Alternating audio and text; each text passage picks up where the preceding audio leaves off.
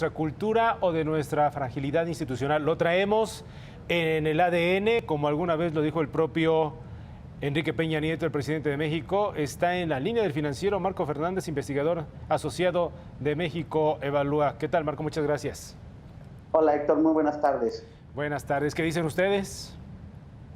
Bueno, definitivamente creo que la visión culturalista de la corrupción es una visión equivocada porque no entiende que a la raíz de este problema están las deficiencias institucionales, la falta de profesionalización del Estado mexicano y por lo tanto la incapacidad de las instituciones para poder llevar a cabo buenas investigaciones en el combate a la corrupción.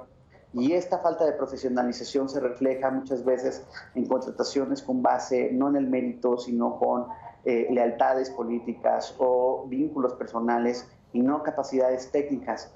Y eso hace que, a su vez, cuando no se pueden llevar a cabo buenas investigaciones, la impunidad sea uno de las constantes en los delitos de corrupción. Y esa impunidad lleva a un círculo vicioso de cometer más actos de corrupción bajo la lógica de que la probabilidad de que te cachen es muy pequeña.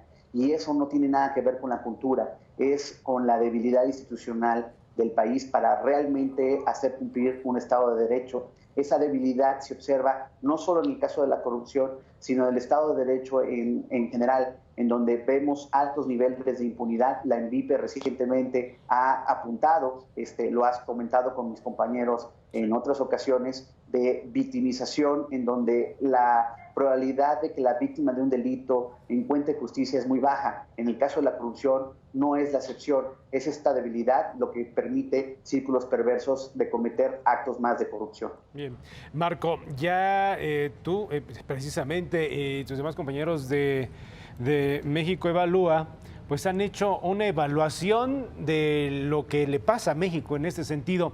¿Cómo vamos en el tratamiento médico, por llamarlo de esta manera?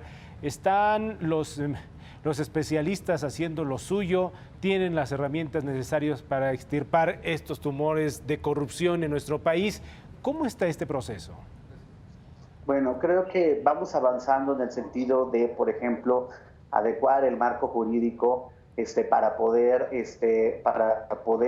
ir construyendo los vínculos entre las instituciones de forma que cooperen para poder hacer estas investigaciones institucionales adecuadas de corrupción. Sin embargo, todavía hay un largo camino de recorrer y ese camino de recorrer, Héctor, pasa por profesionalizar de forma mucho más clara las distintas instituciones. Viene, por ejemplo, el reto de crear la Fiscalía Especializada en materia anticorrupción. Esperemos tener la mejor selección de los agentes para que integren esta fiscalía, que sean un enfoque multidisciplinario con salarios adecuados que les permita, a partir de esta selección con el mérito, llevar a cabo estas investigaciones con todos los elementos de forma que puedan llevar los casos ante el Poder Judicial y pueda procesar adecuadamente los actos de corrupción.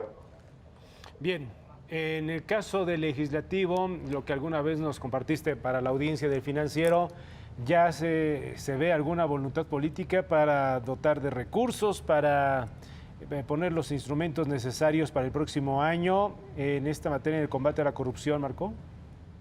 Es otro de las aristas que es fundamental, hacer entender el equilibrio entre no queremos elefantes blancos, eso lo puedo entender, pero también no queremos pichicatear los recursos para estas instituciones, porque tenemos que entender que esto no es un gasto, sino una inversión que el país tiene que hacer para poder establecer el correcto Estado de Derecho. Están habiendo mesas de análisis en la Cámara de Diputados para poder adecuar las asignaciones presupuestales y garantizar los primeros recursos para las distintas instituciones del combate a la corrupción y avanzar en este diseño institucional.